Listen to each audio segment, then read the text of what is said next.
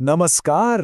आज हम सब एक तरह से शब्द जासूस बनने वाले हैं और हिंदी के शब्दों में जो सीक्रेट कोड छिपे हैं ना, उन्हें क्रैक करेंगे। तो शुरुआत एक छोटी सी पहेली से करते हैं, ठीक है। ये दो शब्द देखिए, अधर्म और अधपका। अब सोचिए इन दोनों में कॉमन क्या है। जरा इनके शुरू के हिस्से पर ध्यान दीजिए। तो इस पहेली का जो राज है ना, वो है भाषा का एक बहुत छोटा सा लेकिन कमाल का पावरफुल हिस्सा। इसे हम कहते हैं उपसर्ग।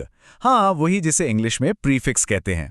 अब समझने वाली बात यह है कि उपसर्ग अपने आप में कोई पूरा शब्द नहीं है। नहीं, ये तो बस बिल्डिंग ब्लॉक्स जैसे हैं जो किसी भी शब्द के आगे लगकर उसे एक बिल्कुल नया मतलब दे देते हैं। इसका फॉर्मूला बहुत सिंपल है। उपसर्ग प्लस मूल शब्द बन गया एक नया शब्द। जैसे एक उपसर्ग है, वो जुड़ा धर्म के साथ और क्या बन गया? अधर्म।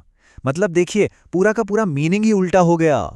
तो चलिए अब उपसर्गों के सबसे पहले परिवार से मिलते हैं। ये वो उपसर्ग हैं जो सीधे क्लासिकल भाषा यानी संस्कृत से आए हैं। और जानते हैं ये कुल 22 हैं। हाँ, पूरे 22 बेसिक उपसर्ग हैं जो ज्यादातर प्योर हिंदी और संस्कृत के शब्दों के साथ ही इस्तेमाल होते हैं। अब ये टेबल देखिए जरा, कितना कमाल का है।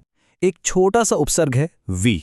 ये जब ज्ञान के साथ जुड़ता है तो शब्द बन जाता है विज्ञान। मतलब ज्ञान का एक स्पेशल फॉर्म, साइंस। है ना मजेदार? अच्छा, संस्कृत वाले तो देख लिए। अब आते हैं हिंदी के अपने उपसर्गों पर। ये वो वाले हैं जिन्हें हम अपनी रोज की बातचीत में खूब इस्तेमाल करते हैं। यहां तो बिल्कुल ऑपोजिट्स का खेल है। जैसे कु उपसर्ग लगा पुत्र के आगे तो बना कुपुत्र, मतलब बुरा बेटा। और वहीं सु लगा दिया तो बन गया सुपुत्र, एक अच्छा बेटा। देखिए, एक छोटे से हिस्से ने पूरा मतलब ही बदल दिया।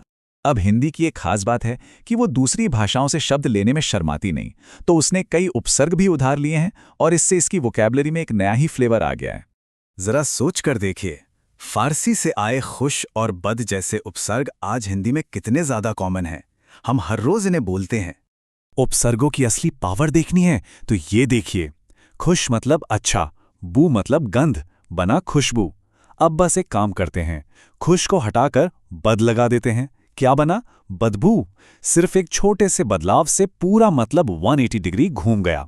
और कहानी यहीं खत्म नहीं होती। आज के ज़माने में तो इंग्लिश के प्रीफिक्स भी हिंदी में सीधे सीधे इस्तेमाल होते हैं, खासकर टेक्निकल और एडमिनिस्ट्रेटिव भाषा में। जैसे sub inspector, vice chancellor, headmaster, ये सब हम ऐसे ही तो बोलते हैं। ठीक है, तो अब जब हम उपसर्गों को पहचानने लगे हैं तो एक अच्छे जासूस की तरह कुछ फील्ड नोट्स भी बना लेते हैं ताकि कोई आम गलती ना हो। बस ये 3 सिंपल सी बातें हैं। पहला, संधि का ध्यान रखना है, मतलब जब अक्षर जुड़ते हैं तो कैसे बदल जाते हैं। दूसरा, जो नया शब्द बने उसका पुराने शब्द से कोई मतलब निकलना चाहिए। और तीसरा, सबसे जरूरी, उपसर्ग कभी अकेला नहीं होता, वो हमेशा शब्द का हिस्सा होता है। बस ये 3 बातें याद रख लीं तो उपसर्ग पहचानना बहुत आसान हो जाएगा। अब वो जो पहला पॉइंट था ना, संधि, उसे समझते हैं। जैसे शब्द है प्रत्येक। पहली नजर में लगेगा कि उपसर्ग प्रत्यय है और शब्द एक है, लेकिन नहीं, असल में उपसर्ग है प्रति। तो प्रति और एक जब मिले तो संधि के नियम से प्रत्येक बन गया। ये थोड़ा ट्रिकी हो सकता है, इसलिए ध्यान रखना जरूरी है। और ये बात तो गांठ बांध लेनी है कि उपसर्ग कोई अलग से शब्द नहीं होते, वो सिर्फ शब्दों के हिस्से होते हैं, उनके पार्ट्स होते हैं। ये सबसे सबसे जरूरी नियम है। तो बस ये उपसर्ग वो चाबी है जिससे हिंदी के न जाने कितने ही शब्दों के ताले खुल जाते हैं। उनका इतिहास, उनका असली मतलब सब सामने आ जाता है। अब सवाल ये है कि इस चाबी से और कितने शब्दों के राज खोले जा सकते हैं।